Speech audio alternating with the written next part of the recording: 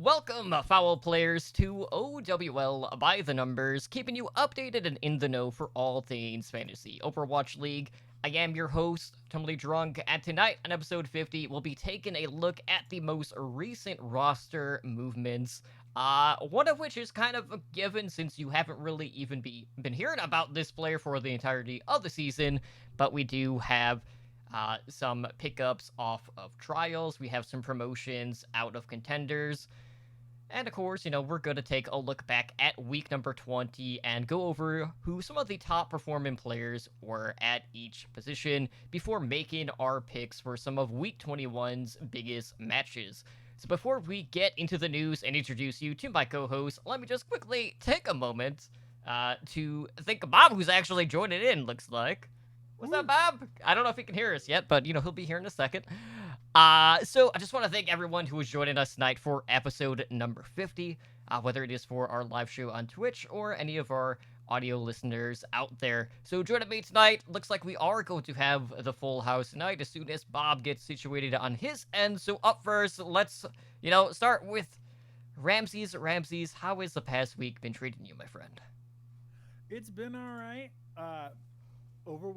Always grateful for another Houston Outlaws win, and we're seeing the meta kind of shape a little bit, where double flex support has been pretty common for the last couple of weeks. Any of us who started main supports, like me and you, who both started Jexay, kind of suffered for it. Mm-hmm. But I beat Ed, and I didn't get fourth, so I'm happy with the week. That's all that matters.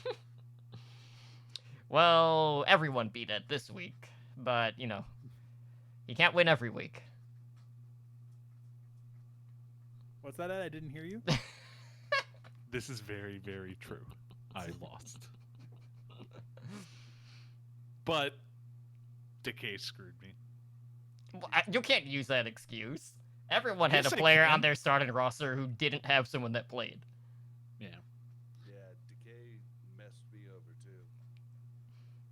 It's just, I mean, the thing is there is anyone who says there's skill in picking people in this is wrong. Because there isn't.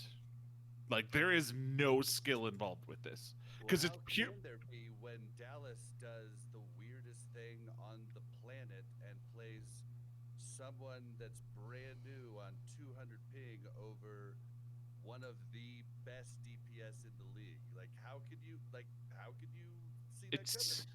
And that's the thing, is everyone's off. I mean, there was a map where Choyobin, Twilight, and Striker were not in the game for the shock. Like, Mm-hmm. all right, dudes. Not cool. Super on the Sigma, hell yeah. So, Handcuffing season came early this year, guys. mm-hmm. Is weird. It's a weird time. Yeah, absolutely. But Bob, good to have you back. I know, you've had a lot going on here as of late. Good to see you joining week 20. And, you didn't lose this week, so there is also that. So we didn't have to just, etch you in there for forever last. Yep, I actually was able to play. It's the beauty of Draft Buff, because you guys sent it. I was standing in line at the grocery store, and I was like, "Oh, I'll do this right now." So it's so convenient being like so easy on mobile. Mm-hmm. Mm-hmm. Absolutely. I do need to turn Bob up in Discord if I can. I don't know if Yeah, I can do Bob. that without backing out and messing up the overlay, though. Way to go, Bob. Hold on. Let me... It might be me. Hold on. I'm checking... New settings. Yeah, I just like blaming Bob. Yeah, we all like blaming Bob. I'm just throwing it to the starting stream while I try to fix this. Oh, it was, yeah. Is it you? Well, at least I just changed it back to my normal It settings. still Let's sounds see if about the same. somehow this got changed to where, somehow allow devices to interact with my mic. Somehow it. got turned back on. I got it, Bob. I had you at Ow, like now, 50 on brown mine. cow. Ow, Yep. now, brown cow. We're Unique good. New York. We're good. All right, we're fixed. Red leather, yellow leather. Basically. All right. So over the past week, we have seen a couple of different changes when it comes to roster movements. We did see another Team Doge DPS player getting picked up. This time, it was the Dallas Fuel who signed Onigod. Team Doge, of course, being the former Dallas Fuel Academy team, that being Team Envy. And, you know, there was kind of like another part to this story where there were some rumors kind of circulated about Decay benching himself to basically just be like playing Valorant. But, you know, a lot of the Overwatch League players, when they're done with scrimming, have been, you know, just queuing up for Valorant. But, you know, you had the whole thing with Neptuno calling out Selfless Brad over, you know, basically like these rumors that he was spreading, which he thought were false, and it's just kind of like snowballed out of control. But you know, this is back-to-back weeks where we have seen one of the Team Doge DPS players getting picked up by one of the teams within the Overwatch League, and you know, unfortunately, I did not see any stats for Onigod in regards to draft buff, so I don't know if he didn't quite make the cut or if this was too late of an addition. So I'm sure he's going to be ready and available to play starting in this current week. But, you know, with how good Decay and Doha have been, Bob, I want to get your thoughts on this signing because this one kind of felt a little bit out of, like, left field for a lot of the Fuel fan base, where they thought that, you know, the Fuel's DPS has really just been this cohesive unit where maybe they haven't necessarily needed that added depth to the roster here. Yeah, it makes you a little worried about what's going on in the future because really the pickup doesn't. I mean, it makes sense to make your team stronger, but then what is really scary is them playing him this last week, especially in this tournament format. Now, Arrow came out and gave the whole we want to see, you know, what Decay is. Basically, what he says, he wants to see what Decay is masking as far as team problems. And I mean, I think he got his answer, everything. Because they looked horrible. They got 3-0'd by the worst team in the league. It makes no sense whatsoever. If it was something to test out, then Decay would have been waiting in the wings. It makes you a little worried that Decay might be playing the leave soon. Well, the rumor that came out, I think, was indicated half stuff because I don't know if anybody has actually looked at Decay's recent streaming hours because they're scrimming a lot, but he's still streaming like 4 or 5 hours of not Valorant, excuse me. He's still streaming Overwatch 4 or 5 hours a day, and he's come out and said like, don't believe rumors. Like he's not going for another game. And Arrow, like you had said, had come out and said like Decay had requested a break, and we're a team that believes in giving our players breaks when they need them. However, you did just come off of a 3-week break. Exactly. You had time. That's when you should be resting the guy. And I feel like in those situations, it came off as kind of what's the word? It came off as kind of overconfident. Like, yeah, we'll just put an Onigod and it'll be fine, no problem. And I wish that they had been able to at least own up to it immediately and put Decay in for maps 2 and 3, because then he may have at least been able to carry them into a win. Yeah, because wins are what count now. Like, this isn't like the format's changed quite a bit for the rest of this year, and so there's no taking games off or having experimental games. Like, this is not a scrim. No, and the thing with Valorant is, and I know things may have changed, but for South Koreans, Valorant's not a big deal. CS:GO as a whole is not a big deal. For some reason, South Korea dominates in basically every esport except for like CS:GO style games. So I don't think Valorant is a thing. I don't know. Well, that's maybe... what everybody said. Like, everybody speculated when Overwatch was coming out that Koreans wouldn't dominate because it was a first-person shooter. Like, that was widespread speculation. Well, okay, so they changed that on us. The reason why Valorant hasn't seen the same level of success in Korea is primarily due to the fact that the PC mains are not putting Valorant on the computers there because of the anti-cheat software. Yeah, but it's still just not it's just not like first person shooters in general just aren't as popular over there. No. Overwatch is the big one. Yeah, it's Overwatch, and then I think the other one is Sudden Attack, which is pretty much like a similar to CS. Yeah. Right, it's been their staple for a while. But I fully expect Decay to be back this week. I mean, if he's not back this week, then there's a legit issue. But are you gonna play him? No, in I am fantasy? not going to touch him in fantasy. Bob, we have reached the point of the year again where the mob calls for blood and asks to fire Arrow once again 3 years in a row. I What- mean, And it's so hard. Like, I mean, I know the guy personally, like, and I like him a lot. But I'm sorry, I do not understand his reasoning and the reason he gave to reinforce. I don't know. Sounds a little BSy. If he wants to send me a message and clear it up, like, go okay. But I think it might be time to make a change. Yeah, I definitely feel like we're not at a point where teams should feel the need to try to like fish for a lower seed, because Damn it. obviously you're risking the chance to like not even make it, where you would have to play in the qualifier for the NA side if you are the 13th or the 12th seed in this case. Well, and that's the thing with the Fuel is that the Fuel were like 4 and 8. It's not like they had a game to give away. Like they're trying to get in. Yeah, they've had sparks of what looked to be awesome, and then just they continue. I think Hex said it best in a tweet: "Is everything's bigger in Texas, including Overwatch League teams that like to let you down big." I think they have the talent, though. Mhm. I think it's I a think they coaching do thing. too. I think it's a coaching thing. I honestly think it is a coaching thing, and it sucks to say it, but sometimes it just is.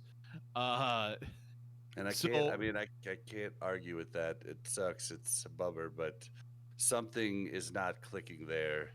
And who knows? It might not even be Arrow. It could be, it could be Tika2. It could be team management. It could be a whole plethora of different things. But people are making wrong choices. The ghost of Kai Kai still haunts the Dallas Fuel practice facility. Till our dying day. Absolutely. So, a couple of other changes that we did see in the last week, and that is that the Hanjo Spark off-tank Korea is taken in absent leave due to a wrist injury that he has been dealing with. So the Spark went out and they signed QOQ from T1. This was someone who formerly was on Runaway after Runaway had their championship winning season, got called up, to the Titans. Of course, everyone knows the fallout there.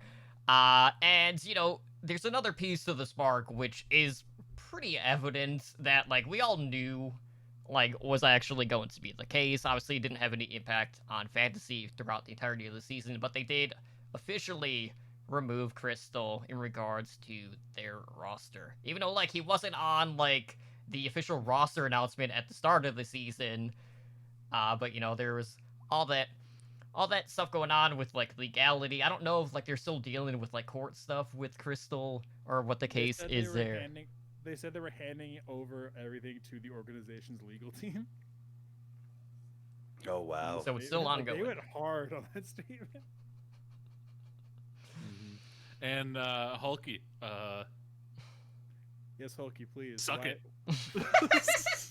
If he hears D Hulky, can you explain to us why at this season Crystal, who was not active, was ranked higher than Harry Hook, than AKM, than multiple people who had starting role or not starting, who were playing on teams actively still?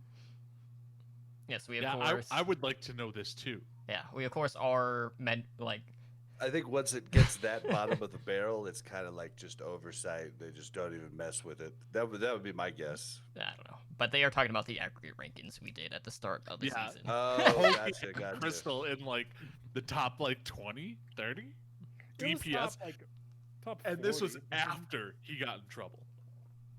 So yeah, Hulky, you're not smart. Not gonna lie, not the smartest move you've ever done. The QOQ move was pretty smart though, because this guy looked really good for both games. I want to speak on behalf of this, but We don't have stats. I barely, if anything, even catch clips of Korean games. Yeah, same. Because like it's one of those things where I have to, like, they're never on when I'm up, and I just don't get them. Mm-hmm. Yeah, I know. Lately, for certain stuff, I've had to go through like about a day later when they do the highlight reels Those are actually pretty good. just to get the general gist. QOQ looks pretty good, and it's nice because they've had him flex on a little bit more. Besides the Sigma, he's been playing some Zarya as well, and I'm decently confident that he's going to be taking the role over full time, even if Rhea does come back. Just simply from what rumors we were hearing, or from some sort of statement, I don't remember, that Rhea's performance had been lagging already anyway. Right, and for those that didn't follow QOQ in Contenders Korea, he was primarily known as a diva specialist, but he did pick up Sigma fairly quickly. But, you know, Rhea's performances kind of like throughout the season have been kind of like up and down. We haven't seen a whole lot of consistency from him.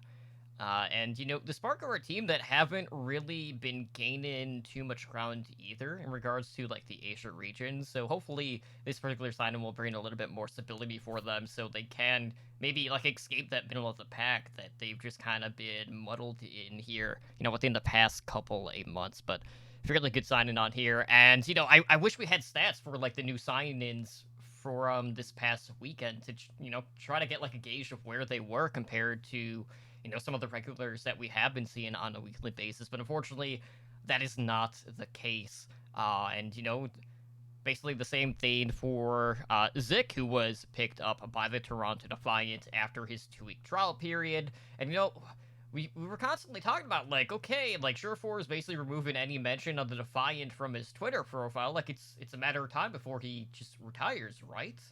But, you know, here we are, week 20. He's still playing, still putting in maps, still putting up points. And, you know, right now, I don't know what to think about this because, you know, Zik, on his trial period, came in, started immediately. Surefour was benched, and now I don't know what the hell's going on.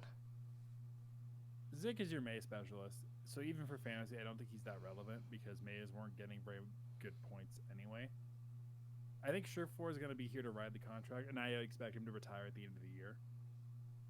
I mean, at the point when the guy's on stream saying that if he was to redo his career, if he was going to go back into professional Overwatch, that he wouldn't do it. Mm-hmm. I'm pretty sure that we're going to see him go full timing into streaming or something else at the end of the year. So, Zig's not a pickup that I would really look at.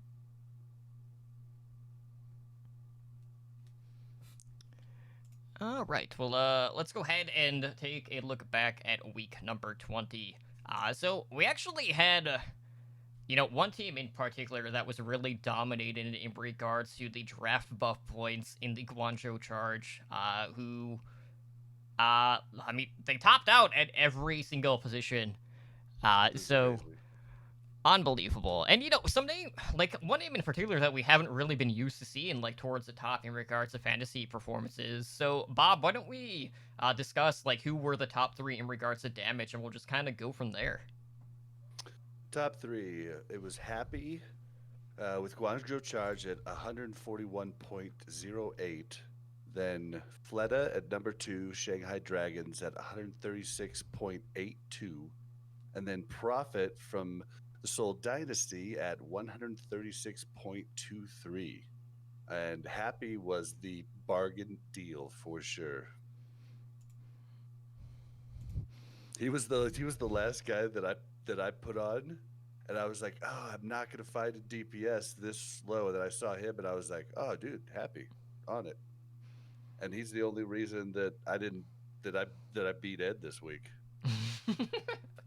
Oh yeah. He's looked really, really good in the current meta, especially like with all the hit scan emphasis we've been seeing, and with him being paired up with Eileen lately, he's looked really good. Mm-hmm. Yep. But I mean, we always thought he was gonna be good. He just never really clicked. Right. Yeah. And it's interesting because I think as we go throughout this entire list, I think in all 3 categories, the top 3 have all been players in the Asian region. Like all 9 are all players in the Asian region. I think there's something to be said because the Asian games are typically at least 3-1s, if not 3-2s most of the time. Whereas with the NA, we're seeing so many stomps across the board. It's almost all 3-0s. Mm-hmm. Well, part of that Yeah. too is just because like there's a more clear-cut tier list when you're comparing the regions. You know, APAC has been so all over the place outside of just Shanghai being the most consistent team, where you know we have seen a ton of upsets, and you know the 3-0s just haven't been as common there. So in regards to like competitiveness, there's definitely been more of an edge for Asia, where you know we've only been seeing like a couple of like map 5s or even reverse sweeps on the NA side, but not quite to the extent of what we've seen in APAC. Yeah, it's kind of a bummer that those don't show at times here that are a little more normal. What do you mean the rebroadcast at what time? Like at 7 a.m. in the morning isn't? Not on Saturday and Sunday. I am way too hungover at that point. Yep. It was like, yeah. It's about that. No. I remember I did one podcast. Remember Totem? Early in the morning when we all met up and like my voice was dead. Mm-hmm. I think we did. I don't know if you did it for one of your guys' show, or if we did it for my show, because I remember doing one pretty early where I had to wake you guys up for it. I don't think that I wasn't included with that because I would say if you're like, hey, let's do a show at 8 a.m. Hey, go to hell. Yeah. If you want me to sound like this, we can do it.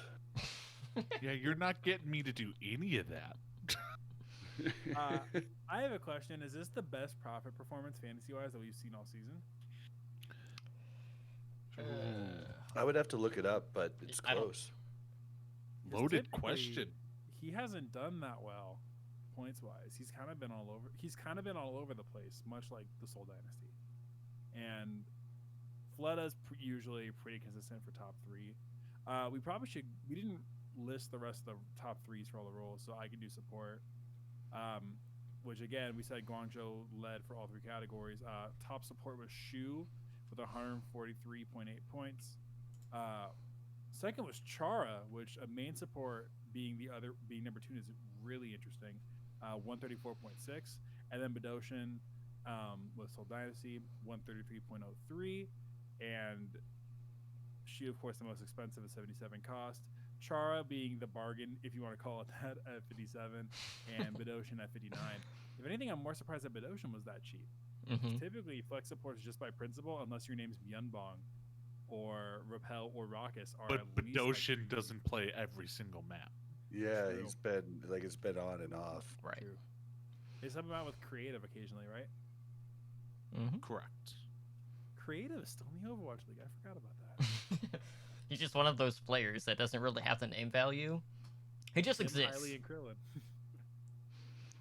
Absolutely. And of course, we do have our top 3 intake, again, which does consist of 2 Guangzhou charge players. We have Kron, who was the top tank for the charge, at 137.71 points at a cost of 60. We had Hotba coming in at second from the Excelsior at 118.68 at a cost of 57. And then we have Rio, the main tank, for the charge at 116.91 at a 47 cost. So definitely the cheapest of the options there. And, you know, like, it's been so hard trying to figure out whether you should kind of, like, stick to running that main and then the off role to try to, like, balance out the points, because there has been a lot of weeks where it does seem like there's a lot of jockeying for position in regards to, like, which particular role is doing better than the other. You know, at times it honestly just feels like, you know, we're just throwing darts blindly at, like, you know, a balloon board, hoping that something is gonna pop, and then, Well, you know, yeah. more times than not, like, it just blows up in our face. So, Well, and like the big thing, like, okay, so the only 3-2 this last weekend was Spark Charge, right? And Charge Dynasty. as Oh well. yeah, Chengdu and Shanghai Mm-hmm.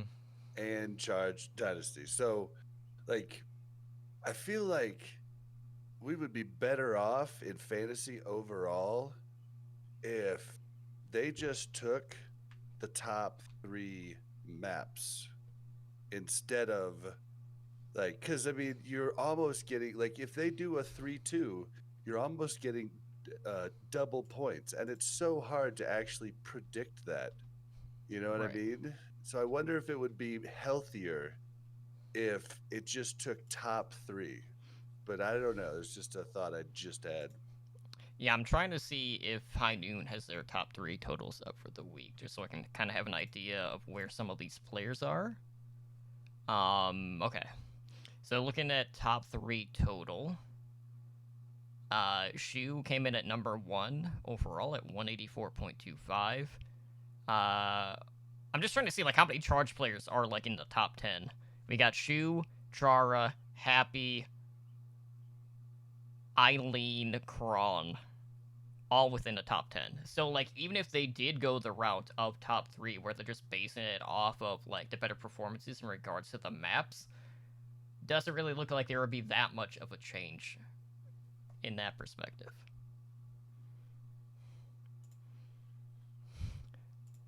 Well, no. I mean, like, if it's a 3-2, you only score 3 maps.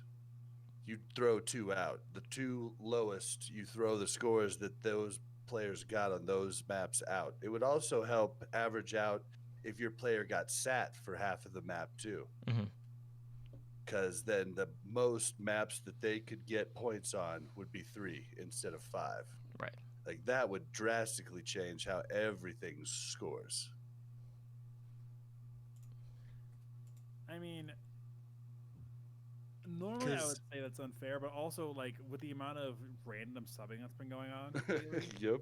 like it's hard not to be on board for it. And also, I don't know, because the other thing too is that it almost feels like it's just more worth your time to play almost only APAC players because they're the only ones who are having competitive games consistently. I mean, you have the odd like 3-0 here and there, usually if it's Chengdu or London playing, but typically you're at least seeing a 3-1. You're at least seeing a full set of maps. Whereas if I'm playing, this is dumb, but if I'm playing a Houston player and we get clapped in 3, Why would playing Dante be dumb?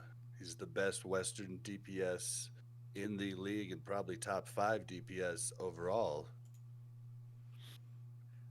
It's Dante Shax right now. I mean, Dante and Shax. You could also make the argument for KSP as far as top 3 Western, but I just mean like if I'm here playing like Repel / Rockets or Meko, or like, well, and again, this is one of those things where if in some fantasy world when the league eventually does make a platform, we all know they won't, but eventually if they ever decided to, this is something they would hopefully address, but they won't. It's like, because that's a problem, like normal sports, right? Even like if I pick like a 3rd string wide receiver on an NFL team, that guy's at least going to get targeted maybe once during the game. He might have a catch, he'll still be involved somewhere. But if I pick a DPS player and it's just his characters aren't in the meta, then who knows, he probably won't play, or they could just randomly put him in on a character we've never seen him play before. Yeah, it's really hard at the moment. Really, really, really hard. But hey, I mean, we got to see Gaguri this week as well. We got to see Yes, we did. and we got to see DM a little bit. They only played around 1 map, I think, but it's nice to know that they're still alive. They're still with the team. They got their 1 match in for the year, so they can go back to riding the pine. It's just a reminder just to like boost jersey sales. That's what it is. Don't forget Gaguri jerseys on sale. By the way, they're doing like a 70% off or something sale right now. So what? 70% off, so their jerseys are still $100, and you get them in 4 to 6 months. Oh no, it's only. I would imagine it's only last year's Fanatics jersey. So if you want one of those clean and crisp LA Valiant kooky jerseys, they still have, or one of those. Ooh, tempting. those- But Houston you can't Outlaws get all the had one. jerseys. Can't get the one with the zippers though. I want the one with the zippers. Okay, new but what ones. if? But what if I gave you a jersey where the numbers peeled off after approximately one wear? See, I don't get all the problems people had with this stuff. I still have jerseys from season 1 that I've Season washed. 1 jerseys are good though. That's the Yeah, thing. mine are good. I've got one from season 1 and one from season 2. But the they were season- made by the same person. So no, season 1. So the jersey themselves are made by Into the AM. The season 1 jerseys, the name is actually dyed into so the player names are actually dyed into the arm, into the shoulder, and then see, look at that. Look at how the season 2 one. Look how the numbers miscolored. What do you Like mean? your Harry Hook number is blue. The Blaze and Bob one is white. The Harry Hook one's season 1. And this one's season 2, and it's the custom one.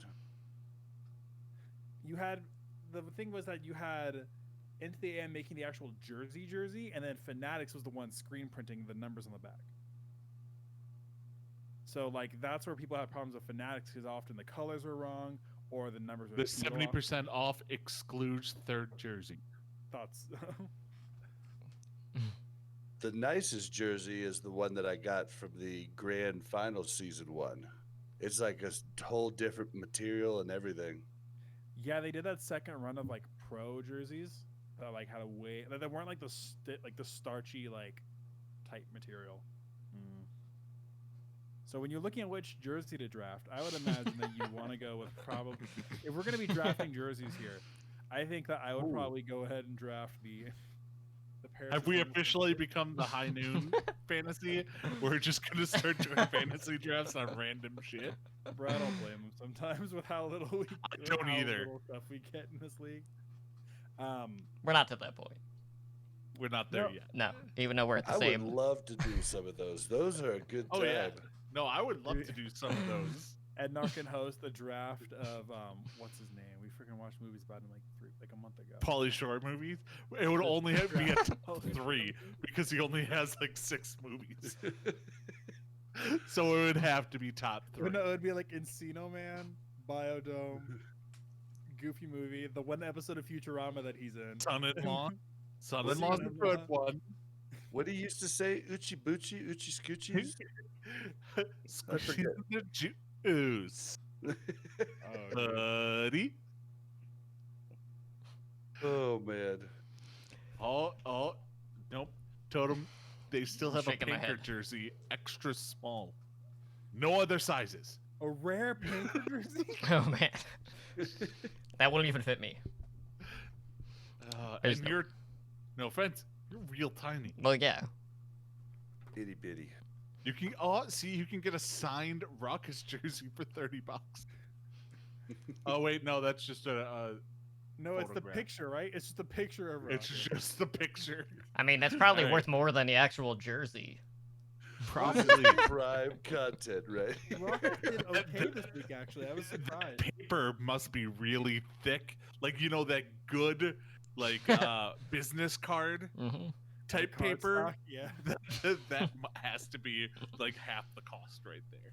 So, quick. Does it thing have about- Raucus doing his little pose that he does? You know, No, you know it's what a I'm picture talking of about? him from. It's a picture like- of him from the side, and it's He's like. like- Nope, this is straight on with his arms tucked behind his back, and he's kind of like, "Here are my man boobs," Yeah. and Anybody that wants a good laugh, go to Raucus's Instagram, and he's just always got this pose where his fingers are in front of his mouth. I forget exactly, but it's like sexy man pose, like model pose or something It like could be that. worse. You could be hitting him with the baby bay, which. Okay, why do they take the picture so low? I mean, photographers should know certain body styles. You take was the it picture from was high. it this past weekend or the weekend before where Baby Bay they interviewed Baby Bay and he had a picture of himself? Hanging on the wall. He's a picture of himself in his own room.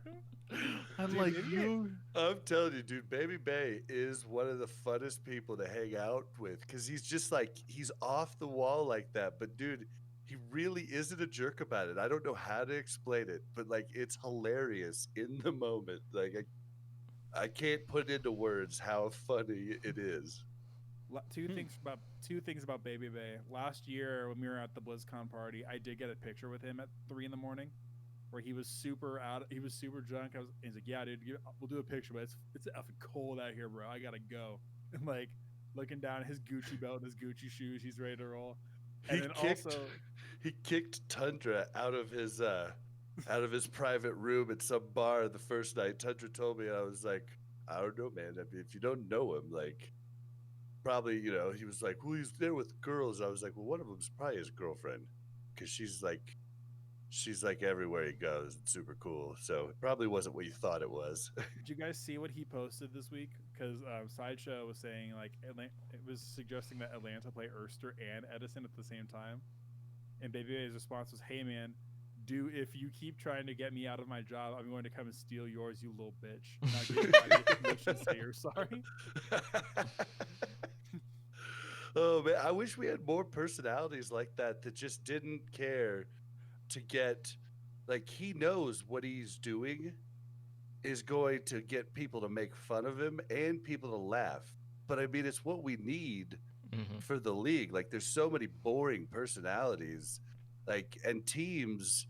Like, that was one of the reasons the whole Vancouver thing happened, is because Vancouver couldn't find a way to market their players because they didn't speak English. And so it made it extremely hard in interviews to show any personality. And I mean, we want more Baby Bays. Well, you can't do that really now, truly, with no homestands. It's extremely hard. From what I've been hearing with like some of the people who actually like directly cover the Asian scene, they get there's a lot more personality on the actual, like, when they do the interviews on those shows. There's a lot of personality that comes out of those guys, and it's very frustrating because Vancouver's the worst example, but like a lot of the teams that have really big Korean talent, they'll ask, like, there's no, like, they have the translators there, but like unless it was Bumper literally being like, we're going to destroy you, we're going to kick your ass, like, they haven't been good at actually conveying any sort of personality from those guys.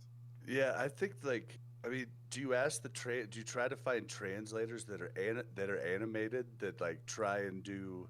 I mean, it's just everything's lost in translation. You can't have a real spicy interview without, because they'll say something, and then they have to wait till the translator translates it, and then the person interviewing is like, ha ha ha, and then like, can't, there's no back and forth there. So I dealt with it when I edited our interviews in season 2, there at the Blizzard Arena. Brick Victory was interviewing, and I just dreaded Korean ones because it was so hard. Like, I was like, do I put in subtitles and just cut out the translator, or what do I do? But then Asian people listening to it get mad because most of the time translators don't even translate correctly. Like, there's a lot of mistakes.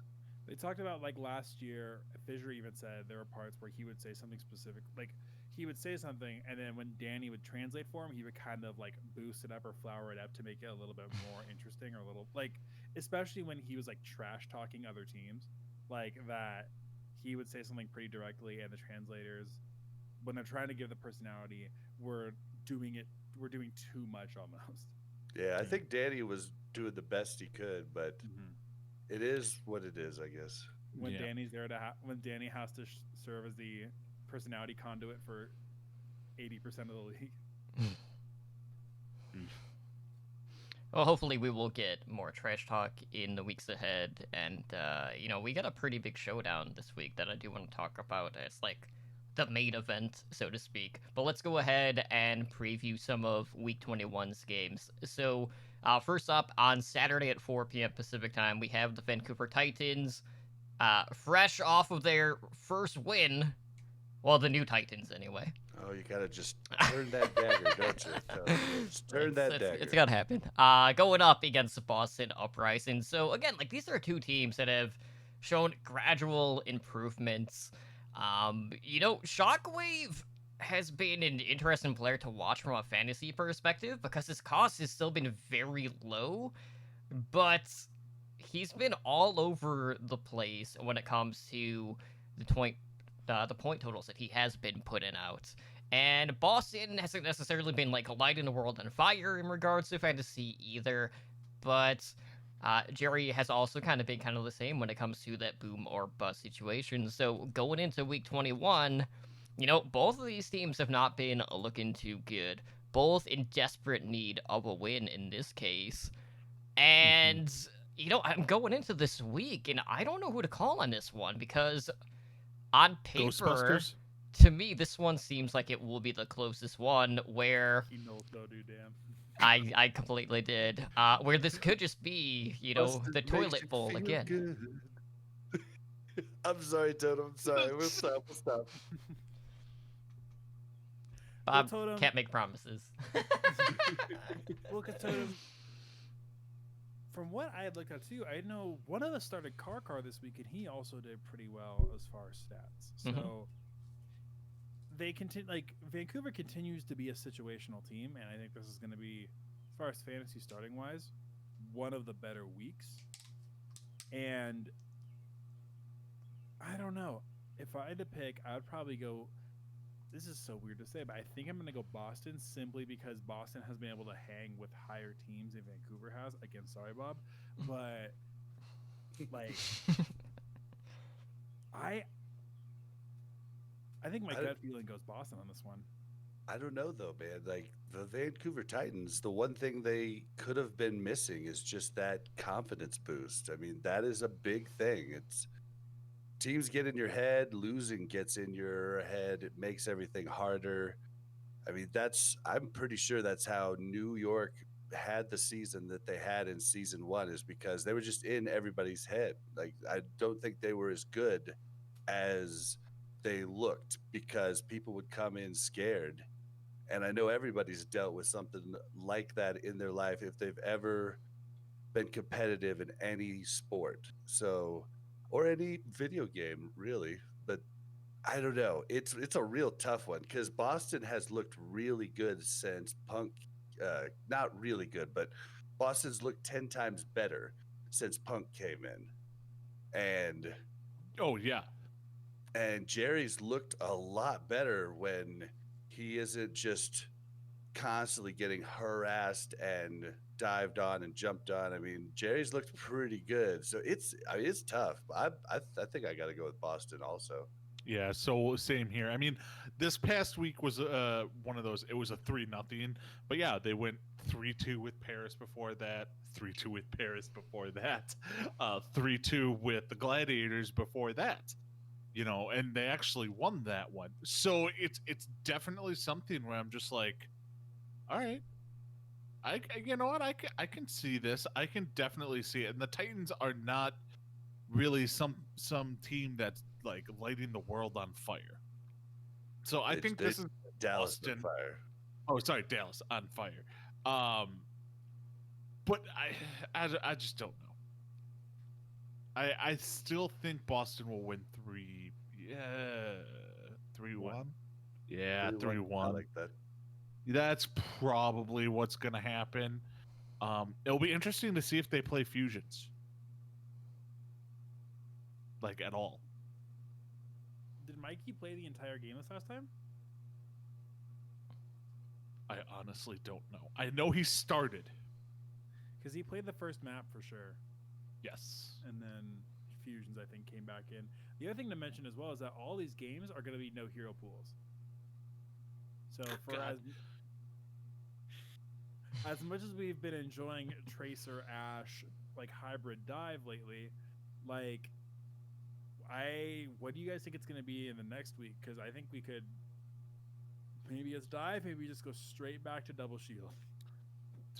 Who knows?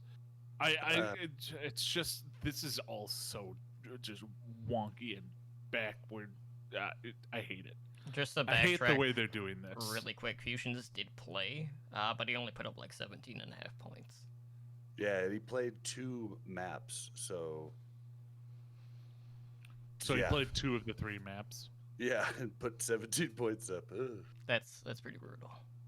That's why they lost.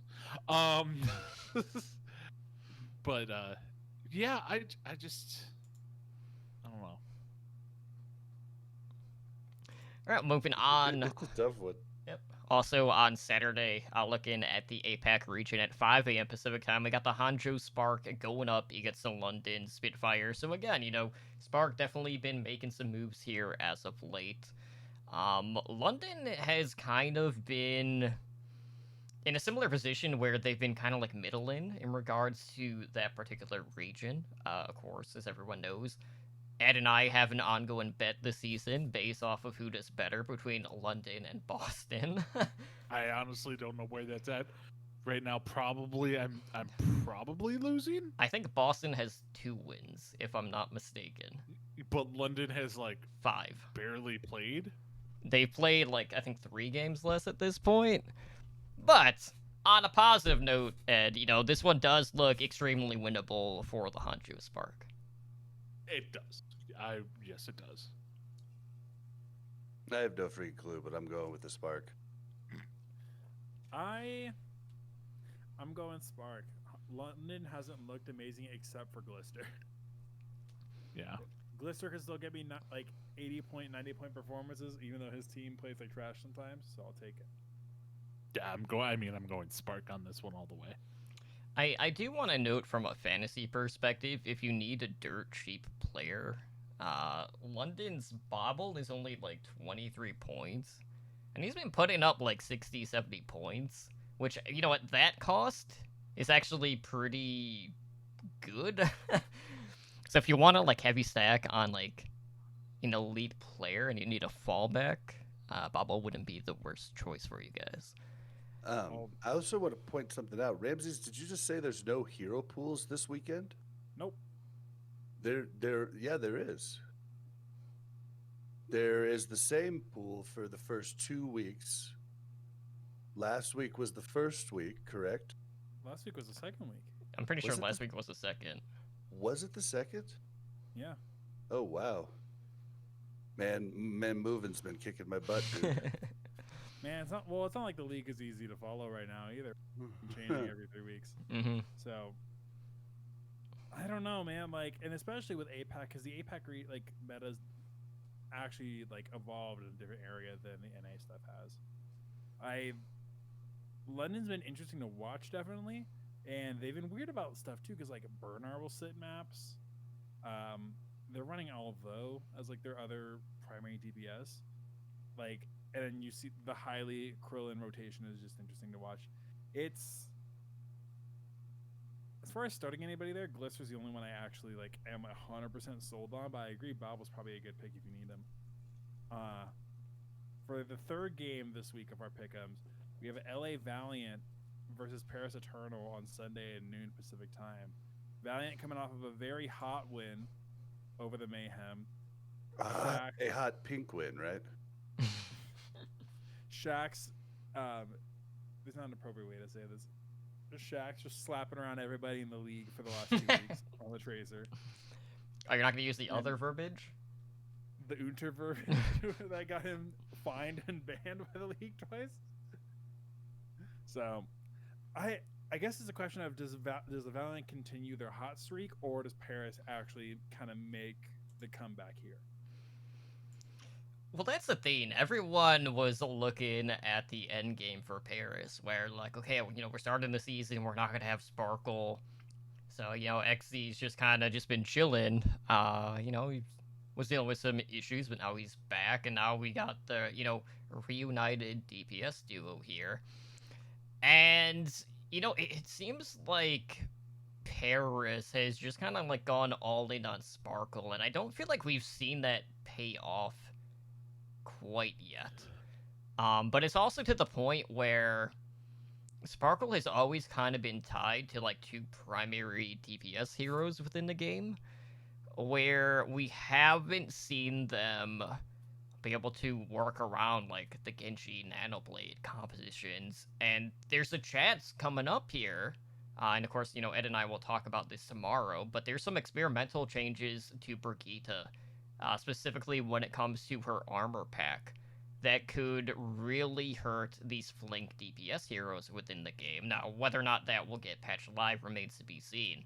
But we could be seeing some less potent flank DPS performances from a player, like Sparkle, like Hoxel, even Shockwave for the Titans. But, I feel like the Valiant right now do have quite a bit of momentum here, so I am expecting them to come in and get this win. But Paris has been a team that's just been kind of like sticking around at this point. So if we're talking about like fantasy perspectives here, but I would never say to like go all in on one particular match, but this is definitely one that I would definitely throw like maybe 2 on a high end 3 players at. Yeah, it looks like one that could definitely go the distance. Yeah, no, it definitely is a team that could, like a game that could go the distance. I'm interested to see what they do. Ixie is back. I want to see how he has with a little bit more time under his belt. Is he on ping right now, or is he back with a team? See, I don't know. Yeah, I don't know either. So it really could be anything. I was under the impression that he was like back with the team, but that would be crazy with visas and everything. Because guess who's back? Back again. Shady's back. Xy's back. Tell a friend. Tell a friend. Guess who's back? Guess who's back? So- Not quite in the lower registry. I mean, Xy's back. Awkward. Well, and so the thing with the Paris now is that from a fantasy perspective, it gets a little weird because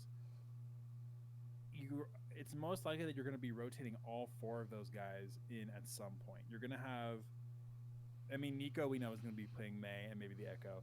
You have Xy soon, should be your hit scan duo, but they keep trying to force Sparkle on the Genji, which hasn't been spectacular. It was pretty good against Boston last week, but it wasn't spectacular this week.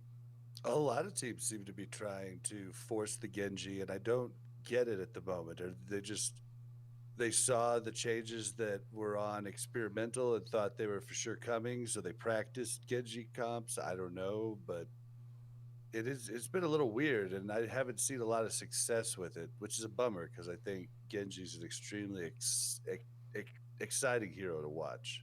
Mm-hmm. So who's gonna win? I think I gotta go Valiant just because Shax is a monster right now. Yeah, I gotta go Valiant also. I'm gonna go Eternal on this. I think I'm hoping Hanbin kind of comes in and takes over things, and that Ixie shakes some of the rust off. I don't know. He looked pretty good at the first match of the season, so I don't know if he'll have to shake much. Shake it off? Shake it off. Shake it off.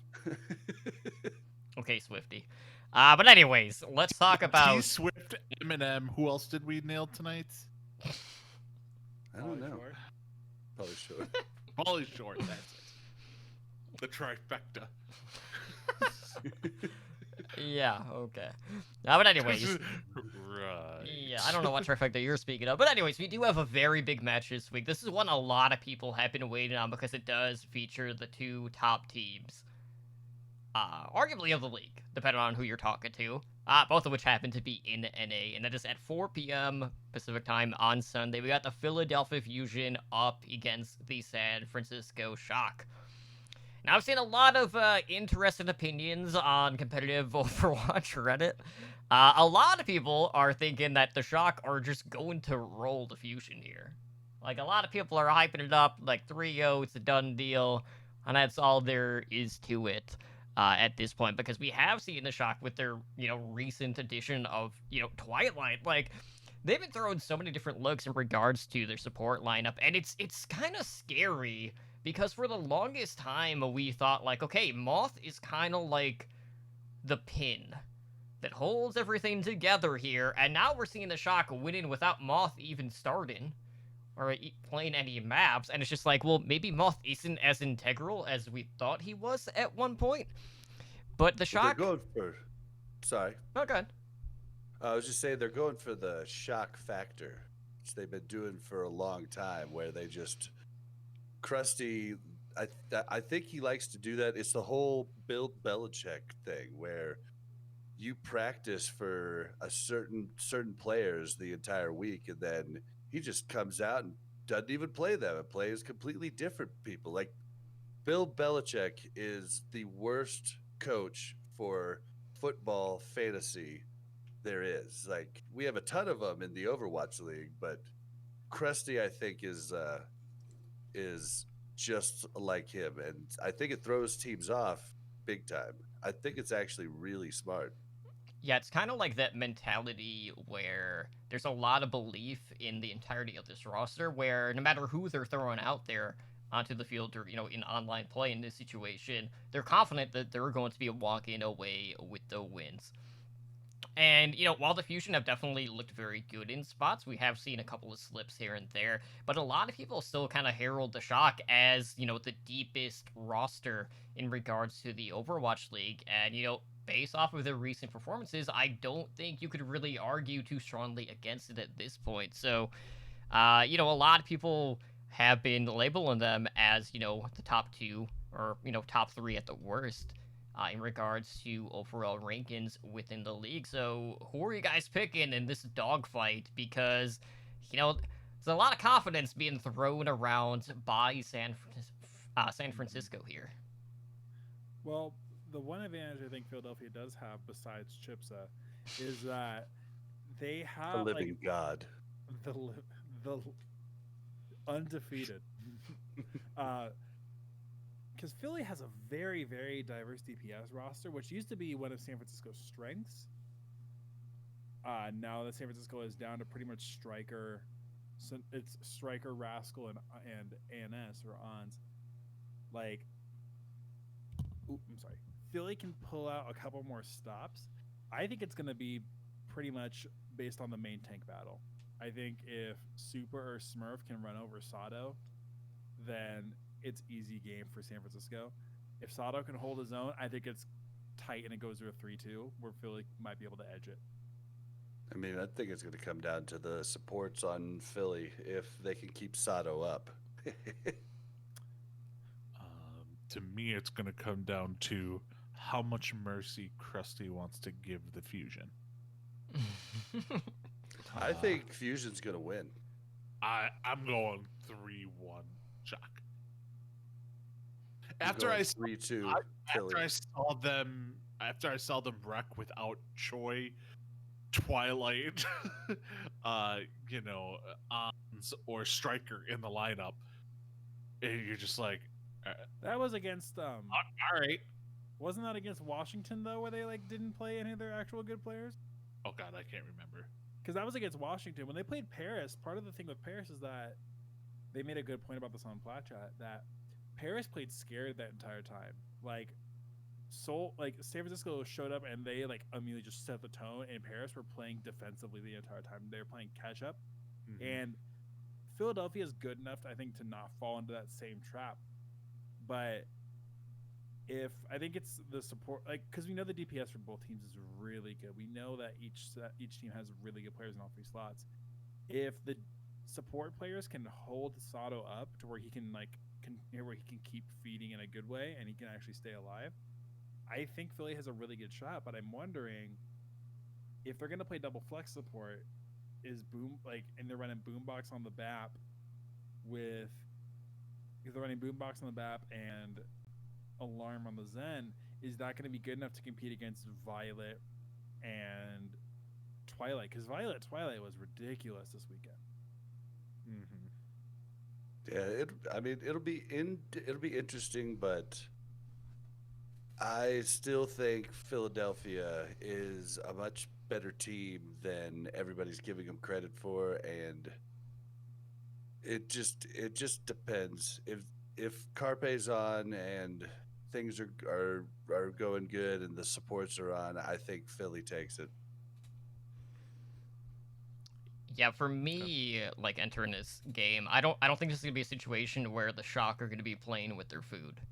Like this is more a game approach that you want to do where you're just not letting your foot off the gas pedal in this case. So if you want to make a statement, the best way to do that is to just comment and just absolutely demolish, who would be considered like the second team, at least in this region, or the Overwatch League, depending on who you're talking to. So I can see a situation where the Shock take this one 3-1. I'm going 3-2 San Francisco. Unfortunately, I don't have the odds for this one. That is not on the odds site. That's odd. It is, ha ha ha. Oh, this has been a wild podcast week. I mean, aren't they all? This one takes the cake, I think. Well, it is episode 50. You got to celebrate in some ways. So Ed's question tonight's gonna be about 50 First Dates instead of the actual Overwatch League. Great movie. 50 First Dates was a good movie. Yeah, it was a good In movie. regards to like a rom-com, yes. Quick side note: we were talking about these Overwatch League jerseys, and I've talked about this I think a couple of months ago. Season 2, what the heck was up with them being like, all right, Raucous, Cruz, bunch of guys who are like have like a normal body shape, wear the tightest jersey possible, okay? Oh, we've Wear a talked about super tight this jersey, on just so many different podcasts. your moves and your belly show up. Yeah, Like- it's bad. Um, I have no idea what they were doing with photography and whoever was making those calls. I don't know. $29 though. It's only an 8x10. Oh, that's not big at all. I'll get it for you for Christmas, Ramses. Aw, thanks, Bobby. All right. So as long- Anything else you guys want to bring up before we close out the show? keep an eye on Neptuno because he's been in quarantine playing for the he's back in Korea quarantining. I don't know how soon he finishes. He's not playing this week, but I would think maybe he may play in the actual Summer Showdown tournament. And maybe we'll see him calling out more Overwatch League coaches. Neptuno's a straight Ew. shooter. Like he is not a bullshitter. Granted, he says some stuff he probably shouldn't say sometimes. Can't but bullshit a bullshitter. Yeah, He's dude, just so intense. Like he just he is sits there angrily. super intense. When I interviewed him, some of the answers, like he didn't straight say it, but like the way he said it back to me is, yeah, even an idiot would know that. I mean, it was like, okay, man, Good to know. we're doing these interviews for people that might not know about these types of things. Because I asked him if he thought 222 was a good call, and he was just like, "Of course, it's a good call. It should have been done years ago." Like, I mean, it was just like he was intense. He's an angry little elf. Right on. So with that being said, guys, we are going to close out the show for tonight. So if you guys want to help us out, please do us a favor and head on over to iTunes and write us a review. Of course, we'll read it live on our next show. But we are always looking for ways to improve the show. So if there's anything specific to Fantasy Overwatch League that you guys want us to talk about, please let us know. And of course, you guys can directly support us a couple of different ways. So Ramses, why don't you go ahead and let them know how they can do that? For sure. If you'd like to show some additional support to the network, consider pledging to our network via Patreon. Tiers start at just $1 a month, and you can find all the information you need as far as what our rewards are and pretty much how everything works at patreon.com/OWL network. And if you sign up, you too can join the likes of our mastered above patrons, including Daniel, Owl, Kesha, Agent Life, and 044 in helping our network grow. Okay. Well, you can contact like, if you want to reach the show, you can reach us through email at contact@owlnshow.com. We are on Twitter, and that's at OWL by the numbers. We do have a website, and that's owlnshow.com. We are on YouTube, youtube.com/Overwatch League Network. You can join us on Discord at discord.me/OWLN show. And then we do stream live on Twitch at twitch.tv/OWLN show. We are a Twitch affiliate, so help support the show by subscribing to our channel and earn our network emoticon. Our podcast network does stream pretty regularly. So we have Overwatch League Network, which airs Mondays at 6 p.m. Pacific. We have OWL by the Numbers, this show, which airs Tuesdays at 6 p.m. Pacific. Heroes Never Die, the variety show Totem and myself do, airs Wednesdays at 5 p.m. Pacific. And then Tavern Tales, the Hearthstone Battlegrounds podcast Totem and I do, airs Thursdays at 5 p.m. Pacific over at twitch.tv/Tavern Tales HS. I do have a question tonight. Okay. Okay. Name the actor who has been in every Star Wars movie, all the Star Wars TV shows, including Oh, I know this actually. the Christmas special. R2D2. No, Sir- the actor. Sir Anthony Daniels. Anthony Daniels it is. Sir Wow. Anthony Daniels. What's he play? C-3PO. Oh, R2D2 is not in all of them. C-3PO appeared in, and here's the big one I think that makes a difference is, I don't think R2D2 was in Rebels, but C-3PO was in one episode. Anthony Daniels getting the bag. It's not So like he Anthony did, like- Daniels has been in every movie, every TV series, and the majority of the games as the voice actor for C-3PO. He's loaded. Oh, 100%. Ednar, Who's have this I dude talked to you coming about in? apparently there's a new Teenage Mutant Ninja Turtles live action series that's coming out? Teenage Mutant Ninja Yes. Turtles, Heroes in a Half Mm, Shell. I'm Turtle waiting Power. for Teenage Mutant They're Ninja the Turtles world's to be. most fearsome fighting team. They're part of the MC. Like they should be part of the MCU. Mhm. Canon wise, they are in the Marvel Cinematic By or the in way, the Marvel universe. Bob, you know that So Chuck you're s- Lorre, the guy who does Big Bang Theory and Dharma and Greg wrote that theme song? Really? No, I didn't. He's the one who goes like, he's the Turtle guy in the Power. background who goes, like, "You're the world's most fearsome fighting team." That's Chuck Lorre, the guy who made Big Bang Theory and 2.5 Men. Like, That's hilarious. The more But you yes. know. Oh wow. What is the Daredevil? The Mhm. same accident that created Daredevil created the Teenage Mutant Fighting Turtles. In canon. Interesting. canon. It's the same goo. so when is So our we could have podcast supposed to be Daredevil released? versus Shredder showdown. Weird. Yeah. That's, We're gonna call it. yeah, we better. 90% of the show had nothing to do with fantasy Overwatch. You almost got me to start talking about Crisis on Infinite Earths, but I've got to go. I have another show to do. So you can contact me personally on Twitter at Ednar83 or on Twitch at twitch.tv/Ednar. Bob, where can they find you at? You can find me on Twitter at Blazin_Bob. That's BLAZZIN_BOB. Ramses, where can we find you? You can find me on Twitter at Ramses_OW. You can find the other show I do at PushPointPOD. Yep, and as for myself, you can find me on Twitter at TerminallyDrunkCTR and on Twitch at twitch.tv/TerminallyDrunk. So with that being said, guys, thank you again for joining us for episode number 50 of OWL by the Numbers. We hope to see you guys back tomorrow night as Ednar and I break down the experimental changes that are coming to Overwatch. You guys take care and have a good night. Peace out, y'all. Later.